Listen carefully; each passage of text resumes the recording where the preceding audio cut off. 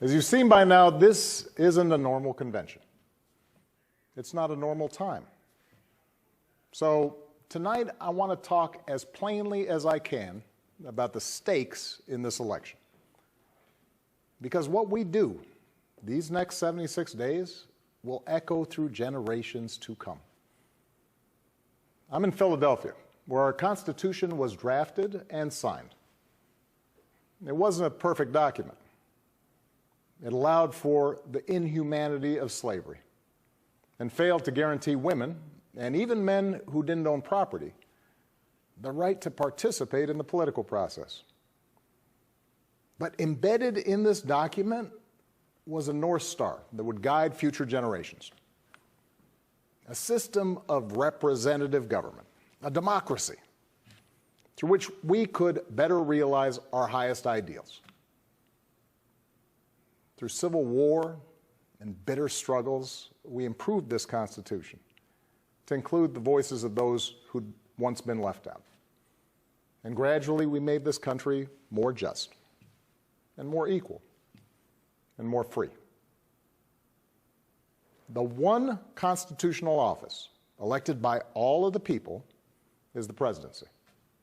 So at a minimum, we should expect a president to feel a sense of responsibility for the safety and welfare of all 330 million of us, regardless of what we look like, how we worship, who we love, how much money we have, or who we voted for. But we should also expect a president to be the custodian of this democracy. We should expect that regardless of ego, ambition, or political beliefs, the president will preserve, protect, and defend the freedoms and ideals that so many Americans marched for, went to jail for, fought for, and died for. I have sat in the Oval Office with both of the men who are running for president. I never expected that my successor would embrace my vision or continue my policies.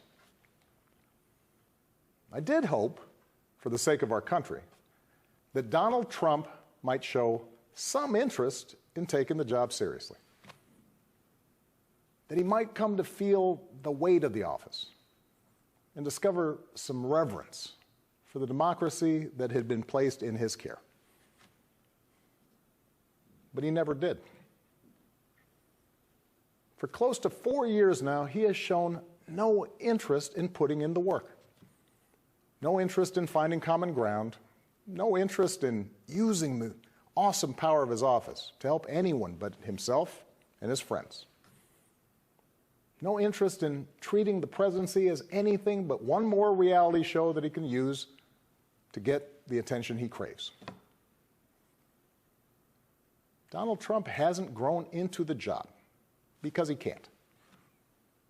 And the consequences of that failure are severe. 170,000 Americans dead. Millions of jobs gone, while those at the top take in more than ever. Our worst impulses unleashed, our proud reputation around the world badly diminished, and our democratic institutions threatened like never before. Now, I know that in times as polarized as these, most of you have already made up your mind. But maybe you're still not sure which candidate you'll vote for, or whether you'll vote at all. Maybe you're tired of the direction we're headed, but you can't see a better path yet, or you just don't know enough about the person who wants to lead us there. So let me tell you about my friend, Joe Biden. 12 years ago, when I began my search for a vice president, I didn't know I'd end up finding a brother.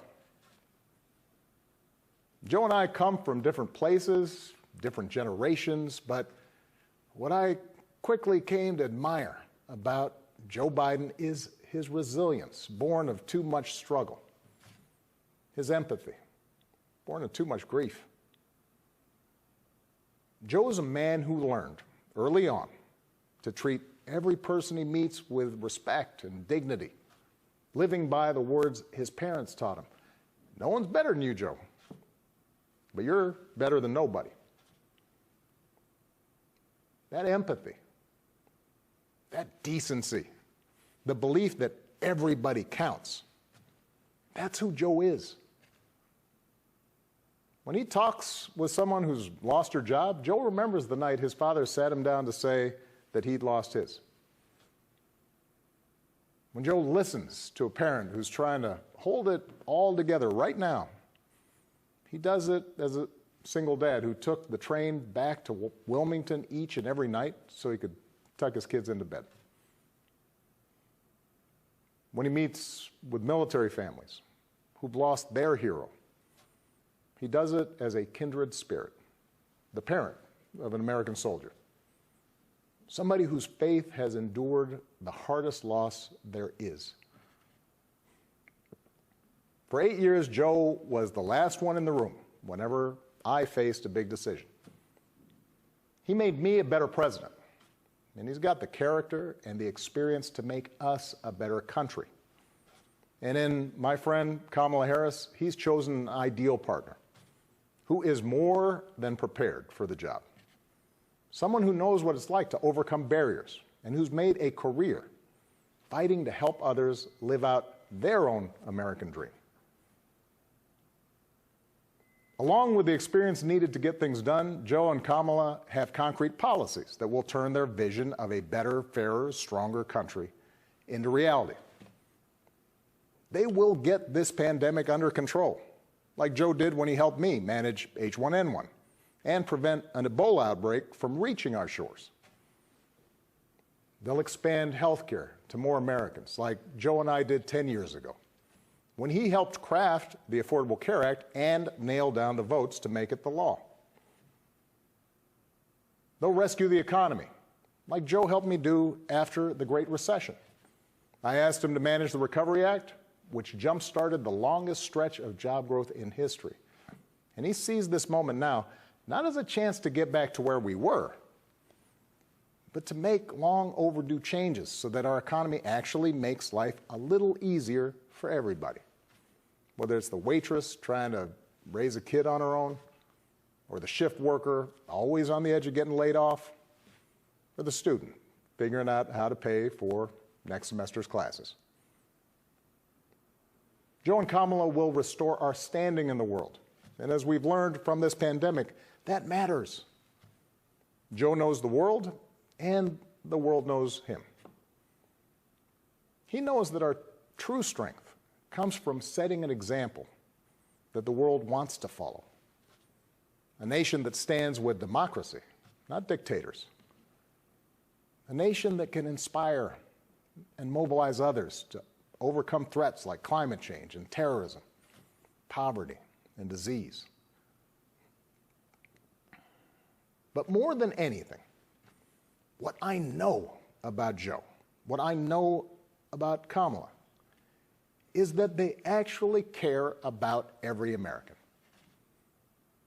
and that they care deeply about this democracy. They believe that in a democracy, the right to vote is sacred, and we should be making it easier for people to cast their ballots, not harder.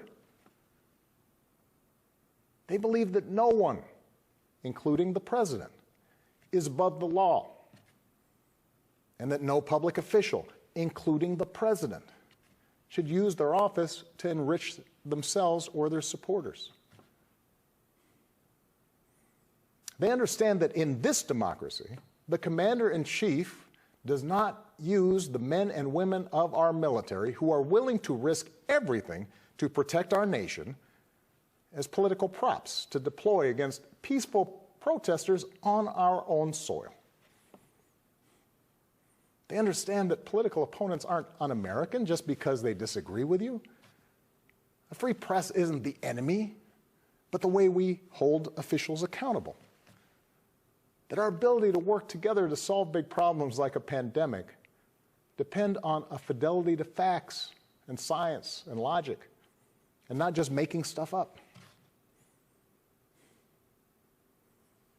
None of this should be controversial. These shouldn't be Republican principles or Democratic principles. They are American principles. But at this moment, this president and those who enable him have shown they don't believe in these things.